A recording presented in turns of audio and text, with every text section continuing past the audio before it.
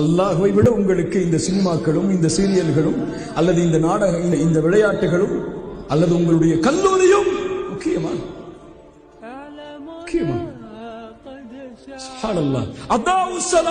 தொழுகையை பாழாக்குவார்கள், தொழுகையை அதனுடைய நேரத்தில் தொழமாட்டார்கள்.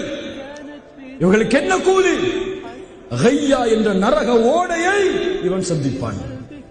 தொழுகையை நேரம் தவறி தொழுபவர்களே நாளை மறுமையில் நரக வேதனையில் உச்சியில் இருப்பார்கள் என்றால் தொழுகையை தவறவிடுபவர்கள். தொழுகை ஏதோ கடமை அல்ல, தொழுகை இறைவனுக்கு தேவை அல்ல. நீ செய்யக்கூடிய சுஜூதோ ருக்குவோ கியாமோ ரப்புக்கு தேவை கிடையாது. அதை வைத்து இறைவன் என்ன செய்ய போகிறான்?